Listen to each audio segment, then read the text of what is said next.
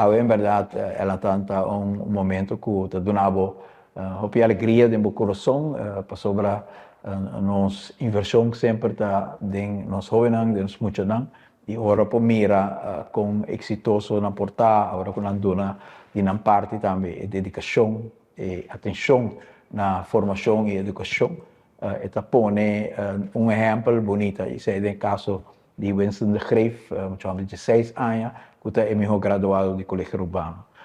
De meu período anterior, como primeiro-ministro, me introduzi o costume que é meu graduado de colégio urbano VWO, invitei-lhe para vir um rato para ter uma conversação, solamente para a pessoa, mas também para o exemplo que ele põe e o estímulo que ele dá na outra também, para aspirar a êxito em educação. E tem jovens assim com dedicação, maneira Winston, que por certo tem também circunstâncias um pouco difíceis, mas um pouco malo, e tudo isso aqui naturalmente tem efeito de um estudo e toch você logra de alcançar de estar o melhor estudante de VWO, que está estudo seguro. Hope pisar. Então, é mais motivo para dar mérito e honor, o qual we doen aqui in despacho na Cocolis. Hallo, ik ben Winston de Greef, ik ben 16 jaar oud.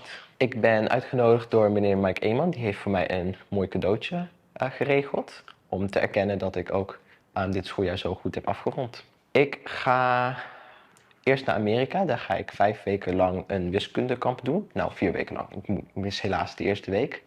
En daarna ga ik door naar Nederland. Om daar in TU Delft 2 bachelors te gaan doen tegelijkertijd. Ik ga een bachelor technische wiskunde doen en een bachelor technische natuurkunde. Daarna ga ik mijn masters doen, misschien ook dubbel, misschien maar 1 van de 2. En daarna weet ik het nog niet zeker. Ik weet dat wiskunde heel veel hele brede toepassingen hebben. Bij TU Delft ligt er ook een nadruk op modelleren. Dus misschien dat ik daar iets mee ga doen.